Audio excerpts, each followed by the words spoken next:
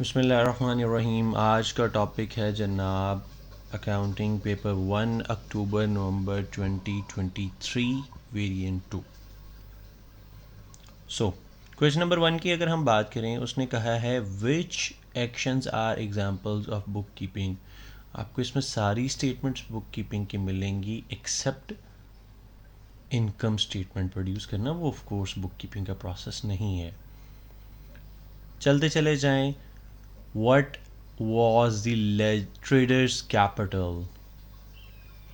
अच्छा जनाब, आपके पास गिवन डाटा क्या है? उसने कहा है कि ए trader supplied the following information at her year and. बिल्कुल सही है जनाब। हमारे पास आगे non current assets, inventory, trade receivables, cash at bank, trade payables. अच्छा, अकाउंटिंग इक्वेशंस को अगर हम थोड़ा सा मेमोराइज करने की कोशिश करें तो वो क्या थी?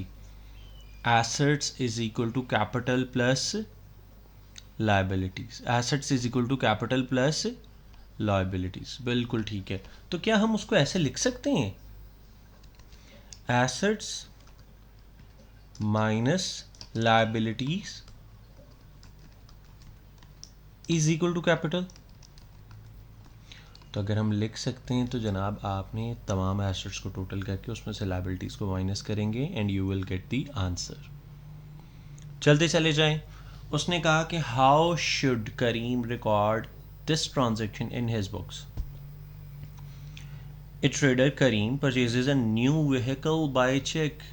He will use the vehicle to deliver goods to his customer. भाई जो एसेट परचेज हुआ है उसे डेबिट कर दो और चेक के थ्रू पेमेंट हो रही है तो बैंक को क्रेडिट कर दो। Moving on. उसने कहा कि जी which statement about the balance on 1 February in Meena's books of account is correct. बिल्कुल ठीक है भाई। कौन सी स्टेटमेंट करेक्ट है मीनाज की बुक में? हमने देखना है कि हमारे पास डाटा क्या गिवन है, ब्रॉड डाउन गिवन है, सही है। उसके बाद बैंक के थ्रू ट्रांजैक्शन है, सेल रिटर्न हुई है और एट द एंड बैलेंस हमारे पास कैरी डाउन डेबिट साइड पर रिफ्लेक्ट हो रहा है, विच मीन्स वो अगली दफ़ा का क्या है? क्रेडिट साइड का बैलेंस। अल्टीमेटली ये लाइबिलिटी है क्योंकि डेबिट बैलेंस होना चाहिए था ना, तो एसेट होना था।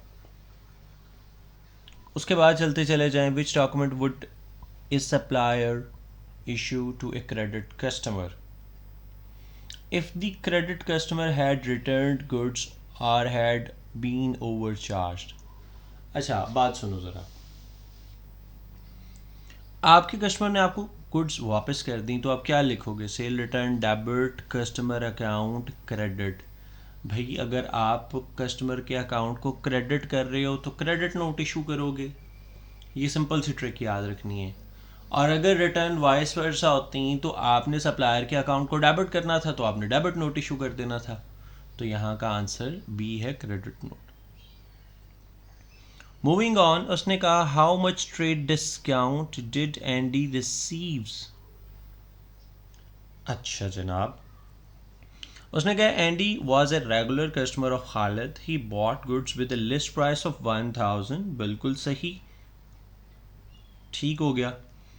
ट्रेड डिस्काउंट की बात पूछ रहा है, कैश डिस्काउंट की बात नहीं कर रहा वो यहाँ पे। उसने कहा कि जनाब हुआ ये है कि ट्रेड डिस्काउंट जो मिला उसके बाद फाइनल सेटलमेंट की गई $760 से, और प्रॉन्ट पेमेंट के लिए कैश डिस्काउंट कितना ऑफर हुआ? 5%। ज़रा सा ध्यान से समझना, चीज़ समझ में आ जाएगी। इसका मतलब ये है कि भाई कैश डिस्काउंट अवेल करने से पहले जो अमाउंट रिफ्लेक्ट हो गई है, मतलब आसान लफ्ज़ों में आपने लिस्ट प्राइस में से ट्रेड डिस्काउंट माइनस किया, वो वैल्यू कितनी, पहले हमें ये पता चलना चाहिए। वो कैसे पता चलेगा भी? उस वैल्यू का 95% हमने पे कर दिया विच इज़ 760। तो ज़रा वो आके कैलकुलेट करो तो आपके सामने कुछ इस तरह आएगा। आपने 760 को डिवाइडेड बाय किया 95, आंसर आया 8। 1% को रिफ्लेक्ट कर रहा है, उस 8 को आपने मल्टीप्लाई किया 100 के साथ तो आपके पास आफ्टर ट्रेड डिस्काउंट वैल्यू आ गई $800। तो इसका मतलब 1000 की चीज़ $800 पे आपने परचेज़ की है तो डिस्काउंट कितना हो जाएगा? $200। क्लियर हो गई होगी होपफुली बात। उसके बाद चलें तो what does this mean? The total of trial balance agree. तो भी डेबिट और क्रेडिट साइड जो है वो मैच कर गई हैं, इक्वल हैं, बस दैट्स इट। क्योंकि इसका हरगिज़ मतलब ये नहीं है कि कोई एरर नहीं है या कोई भी गलती नहीं हो सकती। भाई बाज़-औक़ात एरर्स के बावजूद भी ट्रायल बैलेंस मैच कर जाता है ना। A check received from Joy was credited to Joanna's account. Error of commission होगा, commission account, error of commission क्या था भाई, आप सब अकाउंट में जब कोई गलती करते हैं वो एरर ऑफ कमीशन होता है।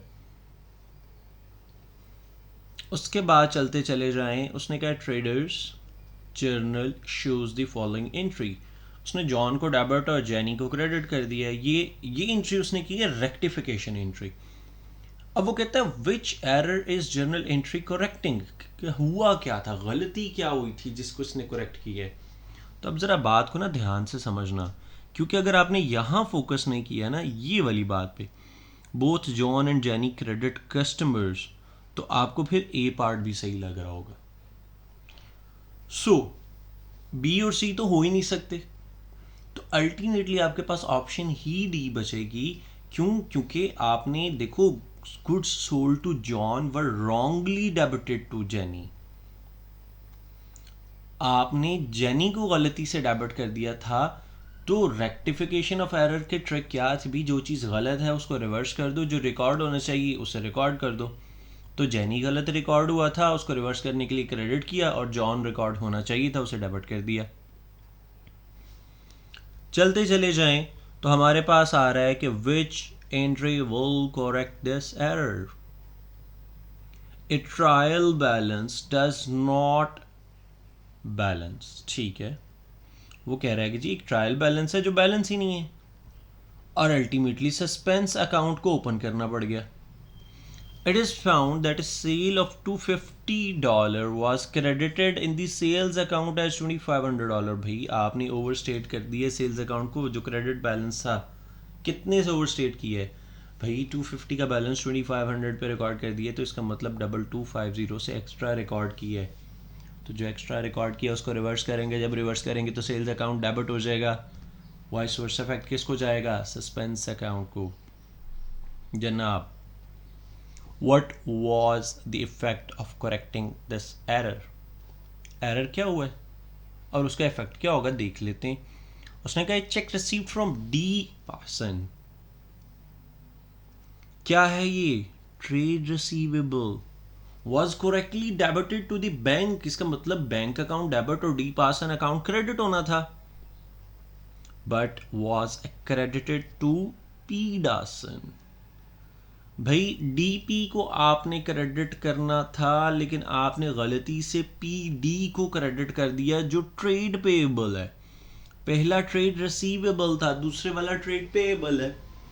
तो जब आप इसको करेक्ट करेंगे तो पीडी जो गलती से क्रेडिट हुआ उसको डेबिट करेंगे, और डीपी जो रिसीवेबल है उसको क्रेडिट कर देंगे, तो ऑफ कोर्स आपके रिसीवेबल भी कम हो जाएंगे और पेएबल भी कम हो जाएंगे। पेएबल इसलिए कम हो जाएगा, डेबिट कर दिया आपने रेक्टिफिकेशन में। What was the balance on traders bank account? अब ज़रा बात समझना, मुश्किल नहीं है।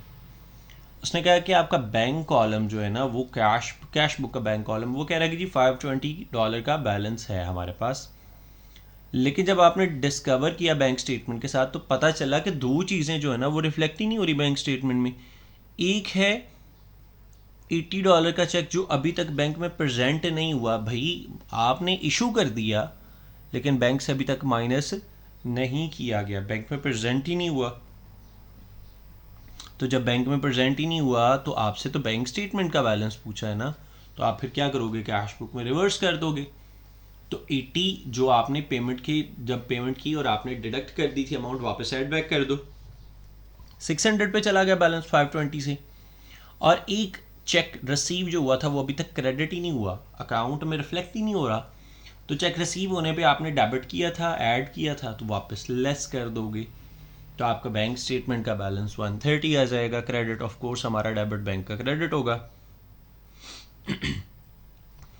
Why does a trader prepare a sales ledger control account to locate incorrect posting in the sales ledger? बिल्कुल सही। उसके बाद आ जाएं, उसने बोला कि when preparing a sales ledger control account what is the source of information for amounts received from, भाई amount जो रिसीव हो कैश बुक से ही हमें पता चलेगा ना। फिर आ जाते हैं, उसने कहा कि जी what was the revised profit for the year after the correction of error. Plant and machinery 2000 था। आपने जब परचेज किया तो आपने परचेजेस की क्रेडिट साइड पे रिकॉर्ड कर दिया, भाई परचेजेस में तो नहीं जाना था ना उसने। ड्राफ्ट प्रॉफिट है 63,000। जब एंट्री को आप ठीक करेंगे प्लांट अकाउंट को डेबिट और परचेजेस को भी वापस डेबिट कर रहे होंगे, ठीक है। नेट इफेक्ट में अगर समझना चाहो तो इन शॉर्ट सस्पेंस वाले इफेक्ट की तरफ मैं आपको नहीं लेके जा रहा। इन शॉर्ट परचेजेस को आपने रिवर्स किया, दोबारा परचेजेस इंक्रीज़ होंगी तो कॉस्ट ऑफ सेल इंक्रीज़ कर जाएगी, कॉस्ट ऑफ सेल इंक्रीज़ करेगी तो प्रॉफिट डिक्रीज़ कर जाएगा। ये बात समझ में आ रही है? अच्छा, उसने क्या प्लांट के ऊपर जो डेप्रिसिएशन उसको इग्नोर कर दो तो इस इनकम स्टेटमेंट में उसका इफेक्ट तो आ ही नहीं रहा। तो वो जो कॉस्ट ऑफ सेल 2000 से इंक्रीज़ हुई है परचेजेस को रिवर्स करने की वजह से, जो आपने गलत क्रेडिट कर दिया था दोबारा डेबिट किया, कॉस्ट ऑफ सेल इंक्रीज और ग्रॉस प्रॉफिट आपका डिक्रीज हो गया। तो वो 2000 का जो रिवर्सल होगा 63 से दोबारा 61,000 पे प्रॉफिट आ जाएगा जनाब। फिर उसने कहा why are non current assets depreciated. भाई सिंपल सी बात है, एसेट्स ओवरस्टेट ना हो, आपका जो एसेट का एक्सपेंस है वो over the life time distribute हो जाए। To comply with accounting principle of historic cost, नहीं भाई ऐसा तो नहीं है। To match capital expenditure against the income it has help to earn. Matching concept भी तो यही कहता है कि भाई जब आपने बेनिफिट अवेल किया तभी एक्सपेंस चार्ज कर दो। उसके बाद उसने कहा व्हाट वाज द प्रॉफिट और लॉस ऑन डिस्पोजल। जनाब अब वो कह रहा है कि जी Rahim purchased equipment costing 850, it was estimated to have a working life of 5 years and scrap value of $50। तो फॉर्मूला क्या था, cost minus scrap value over total life. Cost कितनी 850, स्क्रैप वैल्यू 50, टोटल नोमिनेटर में कितनी वैल्यू होगी 800, divided by 5 किया तो answer आएगा 160, राइट। अब 160 का एसेट आपने 3 साल के लिए उसको यूटिलाइज किया है तो 160 160 160 ये जनाब आपके पास आंसर आ जाएगा 480 डेप्रिसिएशन चार्ज होगी।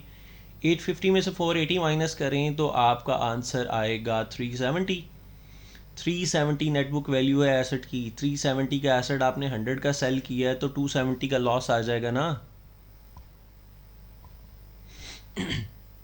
मूविंग ऑन, उसने कहा how did the change in the provision for doubtful debts affect the profit for the year ended 31 दिसंबर 2022।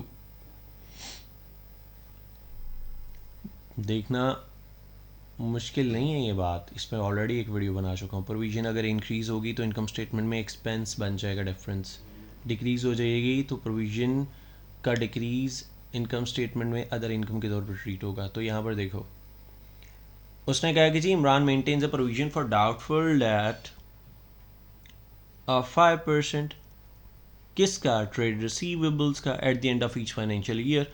अब ईयर के स्टार्ट पे 1 जनवरी 2022 उसका बैलेंस था $700।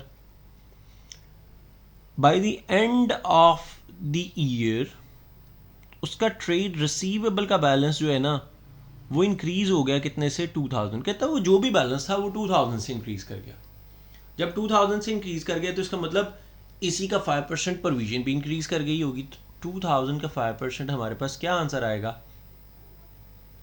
That will be 100। मतलब लेट से अगर ओपनिंग 700 है तो उसके अंदर 100 का इंक्रीज कर देंगे तो क्लोजिंग 800 आ रहा है, ठीक है। तो 700 से 800 पे जब प्रोविजन जाएगी तो वो प्रॉफिट को क्या करेगी, डिक्रीज कर देगी, क्योंकि इनकम स्टेटमेंट को एक्सपेंस चला जाएगा ना $100 जो इंक्रीज आया प्रोविजन के अंदर। उसके बाद आ जाए, उसने कहा what was the effect of this error. He prepares her financial statement to 31st December each year. She valued all her inventory at a cost of 31st December 2021.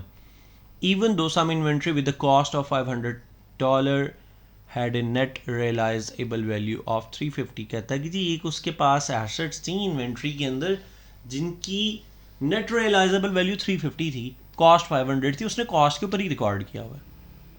जब कॉस्ट के ऊपर रिकॉर्ड किया है तो एनआरवी जो हमें क्या कहते हैं, वो कहता है भाई आपकी अगर कॉस्ट या एनआरवी जो भी लोअर है उस पर रिकॉर्ड करो। तो इसका मतलब ये है कि 500 पे नहीं रिकॉर्ड होना था, 350 पे रिकॉर्ड होना था। जब क्लोजिंग इन्वेंट्री की वैल्यू कम होनी थी 150 से, तो कॉस्ट ऑफ सेल ने इंक्रीज़ कर जाना था। जब कॉस्ट ऑफ सेल ने इंक्रीज़ करना था तो आपका ग्रॉस प्रॉफिट भी कम हो जाना था, जो आपने नहीं किया। तो इसका मतलब आपने ग्रॉस प्रॉफिट को ओवरस्टेट किया हुआ है। What is the amount of his current assets? जनाब मुश्किल नहीं है ये बात, अगेन अगर अकाउंटिंग की इक्वेशन पता है आपको। उसने कहा उसका कैपिटल है 24,400, नॉन करंट एसेट्स हैं 16,100, करंट लाइबिलिटीज़ हैं 450, नॉन करंट लाइबिलिटीज़ है नहीं है। बिल्कुल सही है। तो अकाउंटिंग इक्वेशन क्या कहती है, ऊपर भी हमने देखी, assets is equal to capital plus liabilities. Capital plus liabilities को अगर टोटल करें तो 24,400 प्लस 4,500 ये हो जाएगा जनाब 28,900। 28,900 की ही एसेट्स होनी चाहिए थी। अच्छा, एसेट्स के अंदर दो चीज़ें आती हैं, नॉन करंट एसेट्स और current assets. So non current assets की वैल्यू गिवन है, सो 28,900 में से नॉन करंट एसेट्स की वैल्यू को माइनस करेंगे, बैलेंसिंग वैल्यू करंट एसेट आ जाएगी। What is the charge to the income statement for electricity for the year 2022? बड़ा आसान है, अगर ज़रा ध्यान से समझ लेना, इवन अकाउंट बनाने की भी ज़रूरत नहीं है। उसने कहा at the start of the year आपने उसको पे करने था, जो क्रेडिट बैलेंस था पेएबल अकाउंट के अंदर वो 800, आपने ड्यूरिंग द ईयर पेमेंट कर दी 4900। अच्छा, जो ड्यूरिंग द ईयर 4900 की पेमेंट की है उसमें से 800 लास्ट ईयर का निकाल दो जो फर्स्ट रो में गिवन है, तो बाकी फॉर द ईयर पेमेंट कितनी होगी 4100। अच्छा, वो कहता है फर्दर इनवाइस कितनी आ गई 1800 की, और वो भी आपने had been used since the last invoice was paid. अच्छा, वो कहता है जब से आपने इनवाइस लास्ट पे की उसके बाद ये भी एक इनवाइस आ चुकी, तो ये भी एक्सपेंस हो गया, रूल के अकॉर्डिंगली ये भी चार्ज होना चाहिए। तो 4100 की पेमेंट हम ऑलरेडी कर चुके हैं इस ईयर की, 1800 का फर्दर एक्सपेंस आ चुका हुआ है, तो ये आपका एक्सपेंस हो जाएगा 5900 टोटल। फिर भी आप लोगों को कोई भी कंफ्यूजन होगी प्लीज़ मुझसे आपने कमेंट्स में पूछते रहना है। You have my contact number, कोई क्वेरी है वहाँ पे भी आप पूछ सकते हैं। I will try to answer as early as I can. जनाब, what was the total amount credited to Josh's current account at the end of the year?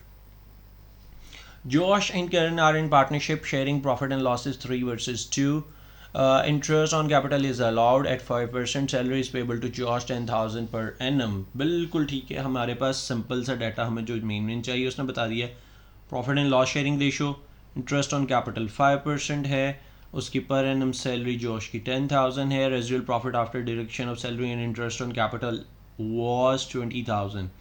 तो 20,000 का 3 और 2 की रेशो के अकॉर्डिंगली मीन 60% बन जाता है, या total divided by 5 multiply by 3 भी करें तो आपके पास 12,000 का पोर्शन इस प्रॉफिट का किसको जाएगा, जोश को चला गया। अच्छा, वो कहता है capital account at the start of the year was 60,000 and 40,000, जोश क्या 60,000, तो भी उसने कहा है कि बताओ कि पूरे साल के आखिर में क्रेडिट कितनी अमाउंट जोश के करंट अकाउंट में क्रेडिट होगी। एक तो ये 20,000 का 60% जो 12,000 वो क्रेडिट हो गया, प्लस ये 10,000 उसकी जो सैलरी बनती है ये भी क्रेडिट होगी, 22 हो गया। अच्छा, इंटरेस्ट ऑन कैपिटल कितना 5%, तो 60,000 का 5% अगर कैलकुलेट करें तो that will be 3,000। So 12 plus 10 plus 3 total हो जाएगा 25,000। चलते चले जाएं, फिर उसने कहा नेक्स्ट पे, a partner is charge interest on drawing he meet during a financial, how is this recorded in partners account? भाई जब वो ड्राइंग कर रहा है तो ऑफ कोर्स पार्टनर का जो करंट अकाउंट है वो डेबिट होगा ना भाई, प्रॉफिट की वजह से उसका अकाउंट क्रेडिट हो रहा है क्योंकि बिजनेस के लिए अब ऑनर का अकाउंट एक लायबिलिटी की तरह ट्रीट हो रहा है ना, लेकिन जब ऑनर ड्राइंग कर लेगा तो ऑफ कोर्स उसके अकाउंट को डेबिट किया जाएगा। फिर आ जाता है which organization is the most difficult to establish and has to comply with many legal formalities. Of course partnership, sole trader और क्लब और सोसाइटीज़ के ऊपर उतनी लीगल फॉर्मेलिटीज़ नहीं होती जितनी लिमिटेड लायबिलिटी कंपनी के ऊपर होती है। फिर आ जाता है, उसने कहा कि what is included in company share holder equity.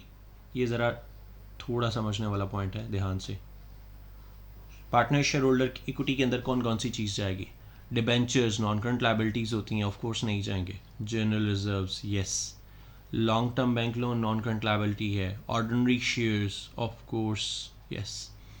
Preference share capital अगर तो नॉन रिडीमेबल है देन यस, और अगर प्रेफरेंस शेयर कैपिटल रिडीमेबल है फिर वो इक्विटी का पार्ट नहीं होगा। रिडीमेबल का मतलब ये है कि आपने ओरिजिनल अमाउंट एक डिसाइडेड टाइम पे वापस करनी है जो प्रिंसिपल अमाउंट है, और अगर वो डिसाइडेड टाइम नहीं है तो वो नॉन रिडीमेबल है। रिटेन्ड अर्निंग भी आएगा। सो पॉइंट नंबर 5 खास कर समझने वाला था। उसके बाद चलते आए तो हमारे पास आ जाता है विच item is recorded in the receipt and payment account. Sports club operates a shop selling running shoes to members. These shoes are purchased on credit terms from suppliers.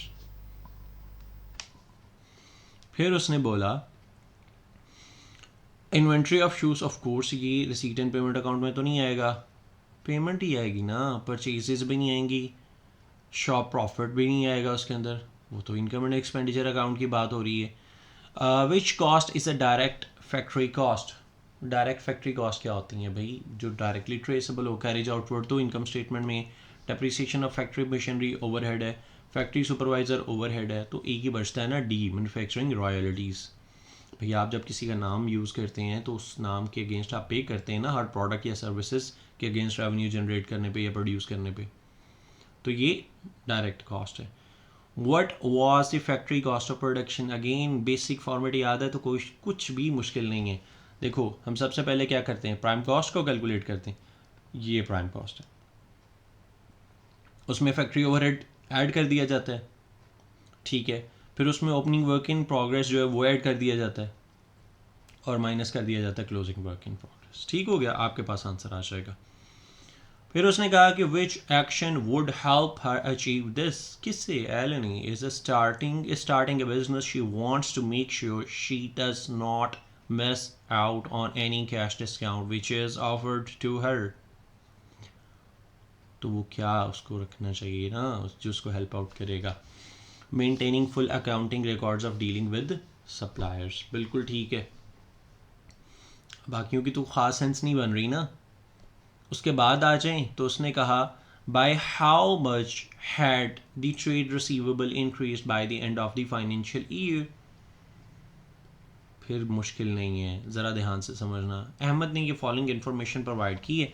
उसने कहा स्टार्ट पे 15,000 के ट्रेड रिसीवेबल थे, कितने सही increase हुए हैं। उसने ये नहीं पूछा कि what will be the closing trade receivable, उसने कहा क्लोजिंग और ओपनिंग का डिफरेंस कितना है। तो सबसे पहले क्लोजिंग रिसीवेबल्स को फाइंड आउट करते हैं। क्रेडिट सेल्स कितने की हैं? 85,000, सही है। अच्छा जी, सो 15,000 ओपनिंग रिसीवेबल प्लस 85 कितना हो गया? 100,000 total receivable. Out of that 65,000 receive हो गया, बाकी कितना रह गया? 35,000, एंड देन 2,000 के रिकवरेबल डेट, तो फिर कितने रह गए? 33,000 क्लोजिंग रह गई। तो ओपनिंग 15 थे, क्लोजिंग 33 है, दोनों का डिफरेंस कितना हो जाएगा? 18,000 से इंक्रीज हो गए। फिर उसने पूछा है कि how much were the expense. No, there were no other income. A business provided the following information. GP margin 25% है, प्रॉफिट मार्जिन 10% है, दोनों के दरमियान में डिफरेंस कितना हुआ? 15% का। वो एक्सपेंसेस का चंक रिफ्लेक्ट कर रहा है ना, तो रेवेन्यू को मल्टीप्लाई बाय 15% कर दो, आंसर 3,000 आ जाएगा। उसके बाद उसने कहा how much does he need to pay into the business bank account to achieve this? Ratio क्या चाहिए? A business has the following assets over liabilities. The owner plans to pay some of his own funds into business bank account to increase current ratio 2 versus 1. कि भाई हर $1 की liability के against उसके पास कितने assets होने चाहिए $2 के। तो ज़रा देखते हैं कि जी उसके पास टोटल लाइबिलिटीज़ कितनी हैं। उसके पास टोटल लाइबिलिटीज़ हैं ट्रेड पेबल्स और बैंक ओवरड्राफ्ट। अच्छा, बिल्कुल सही हो गया। अब वो कह रहा है कि जी टोटल ये कितना हो गया, ये हो गया जनाब आपके पास 1100 प्लस 3100 कितना हो जाएगा 4200। जबकि जबकि एसेट्स कितनी है 4000 और 2000, 4000 और 2000 6000, 6000 का एग्जैक्टली हाफ लाइबिलिटीज़ होनी चाहिए। तो जबकि लाइबिलिटी कितनी है 4200, 3100 और 1100, तो 4200 को 3000 पे लाने के लिए क्या करेगा, बैंक ओवरड्राफ्ट का पार्शियल पोर्शन पे कर देगा। तो 1200 की बैंक में पेमेंट कर देगा, तो ओवरड्राफ्ट इंक्रीज होगी, नेट लाइबिलिटीज़ 3000 पे आ जाएंगी और ये रेशो अचीव हो जाएगी। फिर उसने कहा what was lens trade receivable turnover days. बिल्कुल सही है भाई, कैश सेल तो काउंट नहीं होगी, ट्रेड हमें क्या चाहिए, trade receivables over credit sales. तो क्रेडिट सेल्स कितनी है 230,000, ट्रेड रिसीवेबल्स कितने हैं हमारे पास, ट्रेड रिसीवेबल्स, दूसरे रिसीवेबल्स की बात नहीं हो रही, 19,530। सो 19,530 डिवाइडेड बाई 230,000 इंटू 365, आपका आंसर 30 पॉइंट समथिंग आएगा। तो आपने इसको राउंड अप करना है तो 31 डेज हो जाएगा। फिर आ जाते हैं trade, which accounting principle is the trader observing, it trader values his inventory on the same basis eight the end of each year. Consistency है ना, कंसिस्टेंसी ये कह रहा है कि भाई आप जिस भी रूल को फॉलो कर रहे हैं फॉलो करते चले जाएं। फिर उसने कहा why did he find the financial statements relevant, Jack is a shareholder in a company, he receive the company's financial statement. तो क्या होगा भाई, उसे they confirmed his expectation about the future of the company.